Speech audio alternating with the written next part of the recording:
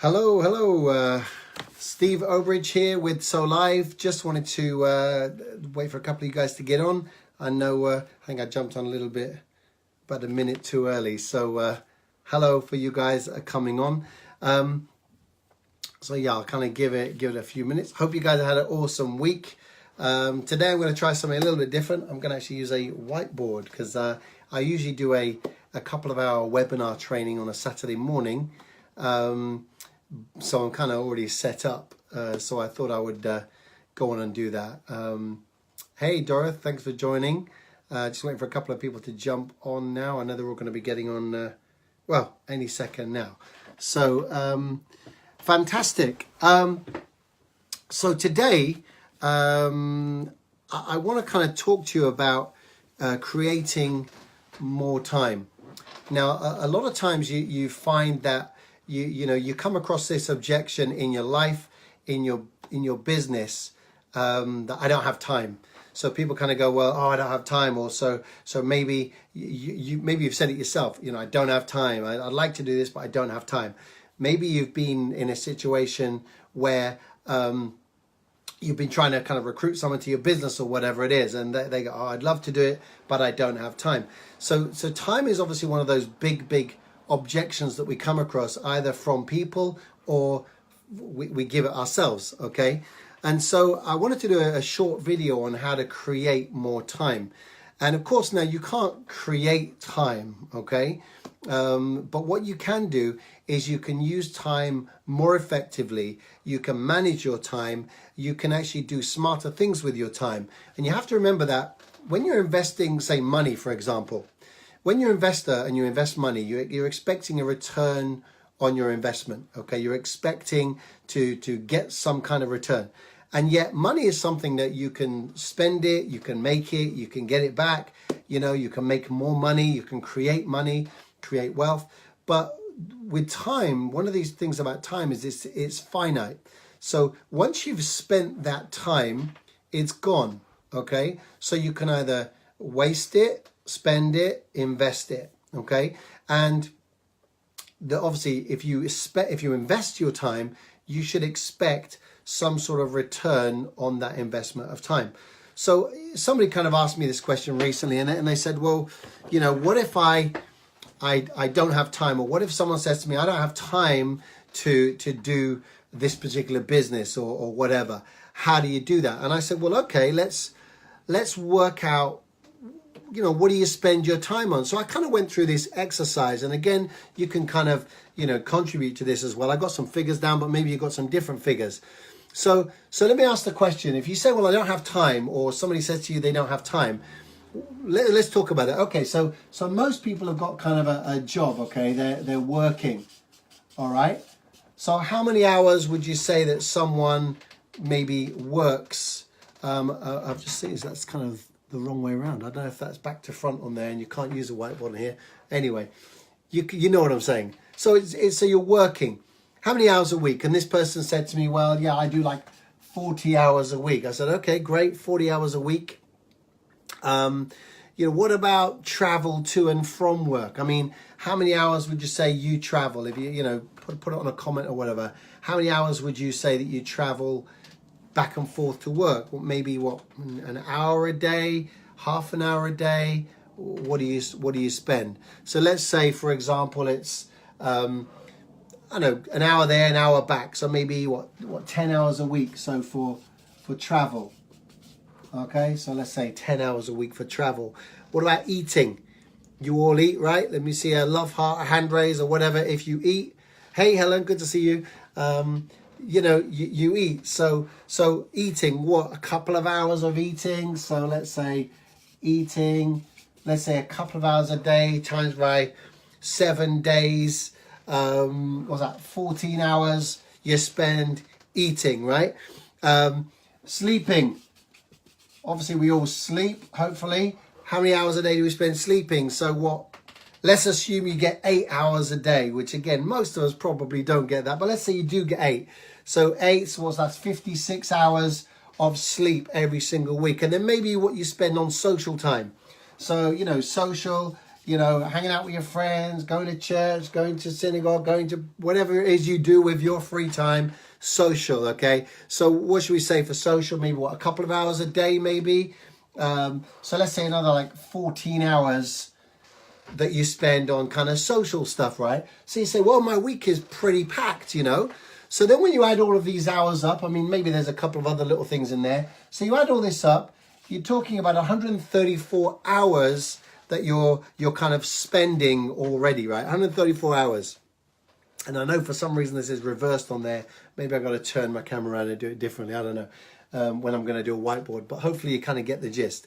So 134 hours. So that means you got, one thing that is certain, all of us have the same amount of time in every single week. Would you agree with that? Give me a wave, a love heart, a wow if you agree that we all have the same number of hours in a week. Apart from, and the one exception to this is if it's your last week, okay? Your first or your last. I guess that's the exception.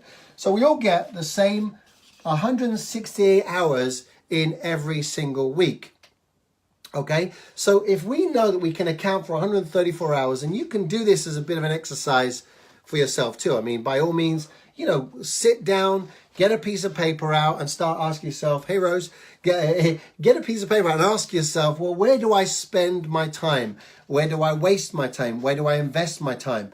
And then ask yourself if the things that you're doing in your time are getting you closer to your goal. So it kind of relates to what I spoke about on my last Facebook Live last week about, the secret sauce to getting your goals. So you've got to kind of do an audit of your time. Where are you spending it?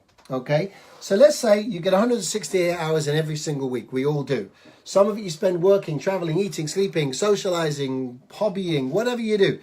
That's 134. So that actually leaves you about 34 hours in a week that you're not really doing much with. So divide that by, let's say, 7 days. It works out like 4.8 hours. Let's call it 5 hours per day. 5 hours a day you have that you're not doing any of those kind of necessary things. So the question I've got to ask you is 5 hours a day or 35 hours or 34 hours a week enough time for you to do some of the things you want to do? See, often people say to me, oh, I don't have time to learn this new skill. I don't have time to see that client. I don't have time to make more money. I don't have time to build a future for my family. Well, if you actually do an audit of your time, you'll find, well, actually you waste a lot of time in your week. So the question then is, how much time do you waste on watching rubbish TV? Now, I don't have any problem watching TV if that's part of your social, your relaxing time. But, watch stuff that's good for you, that's edifying, that builds you up, that's positive, that's inspiring, But that's not a priority. I remember when I first started doing our business, I was what's called a free timer, okay? So I did it in my free time. And I had very, very limited success because I used to work based on when I could be bothered. I used to work based on whether the football was on. So if the football was on, well, sorry, I'm booked up. I'd booked up to watch that match, or I'm booked up to go and do that thing. Now, what you have to do is when you can audit your time like this, you ask yourself, well, the stuff I do in my week, the stuff that I have to do, look, you have to go to work, you have to travel, to work, you have to eat, sleep, There's other stuff you do, like watching EastEnders, that you don't need to do. It doesn't really add much to you. You could say, well, it entertains me. Well, then you've got to ask yourself if you're prepared to pay a price to achieve your goal. So the first thing you've got to do is understand what it is you're trying to achieve. And then a good way of identifying whether you're investing time, spending time, or wasting time is asking yourself the question, does this thing that I'm doing with my time take me closer to my goal, or does it take me further away from my goal? Because normally it's one or the other. It's not kind of neutral. It's, if I go watch EastEnders instead of learn a script that I need to learn for my business, or if I, watch the football instead of making the phone calls I need to find new prospects or clients, that clearly is taking you away from your goals. So the first step to get what you want is to know what it is you want. And it's amazing. I speak to people all the time, and so many of them, they just don't have a clue what it is they actually want to achieve. They're like, well, so what are your goals? Oh, well, it'd be kind of nice if I had a nice car. Well, what kind of car? Oh, I don't know, really. Maybe a Mercedes. Well, if you really want a Mercedes, you've got to get specific. What kind of Mercedes do you want? Maybe they want a nicer lifestyle. Often people tell me that I want a nice lifestyle. And I say, well, what does that mean to you? What does a nice lifestyle look like? And then they're kind of picking stuff out of thin air that they haven't really thought about it. Well, you've got to have a clear, concise mental picture of the thing that you want. You've got to drill down. You've got to study it. You've got to become, and again, I hope you write this down, become an expert in the thing that you desire. So you must become an expert in the thing you desire. Hey, Patrick, good to see you. It's so many people that they kind of got these wishy-washy things that they say they want, but then they don't know what it's going to take to get it. They don't know the price they've got to pay. And so they're not able to identify the strategy. And if they can't do the strategy, they don't get the thing. Does that make sense? Let me see some wows and love hearts if this is making sense to you. So yeah, someone just posted and said, I haven't flipped the screen. So I don't know how to do that, but next time I will flip it so that you can read my writing. But for those of you who just joined me, we've just worked out how many hours you spend working, traveling, eating, sleeping, etc. And we worked out that for most people, they got loads and loads of time spare. Okay. But what they do is they do the wrong things with that time.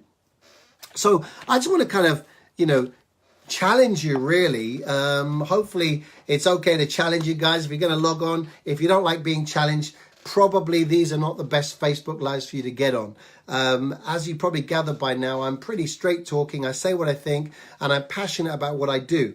I do these every Saturday morning, 11:15 to 11:30. And also, if there's anything you feel you'd like me to cover, any challenges perhaps you've been going through, anything you feel that can help you in your personal development, personal growth, achieving your goals, in your business, leadership, whatever it is, by all means, just private message me, add me, whatever, and ask me. Most people's challenge is not that they don't have time, it's that they don't do the right things with their time. They don't have good time management.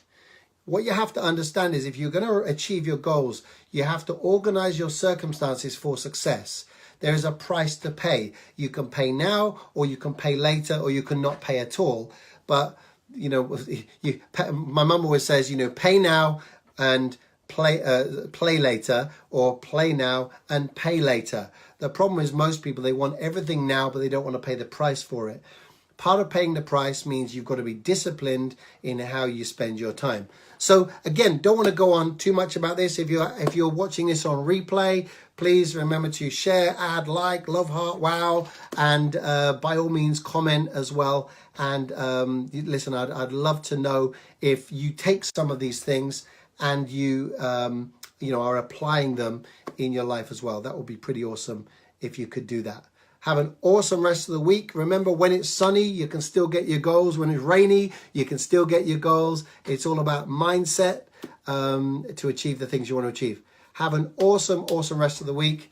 Take care now. Loves and wows. Loving all the loves and wows. And hey, Heather, good to see you. Thanks for jumping on. Take care, guys. Feel free to share. The challenge. The challenge, Dorothy, is just that to actually take some time this week. So organize some time this week to do an audit of your time, to find out where you're spending your time, where you're wasting your time, and where you're investing your time. And then change it so that you start investing more of your time to take you closer to your goals. Okay? So there you go. Thank you for reminding me, Dorothy. I appreciate that. Alan, good to see you. Again, feel free to share this with your friends, family, teams, or whatever. Have an awesome week. Take care. Bye.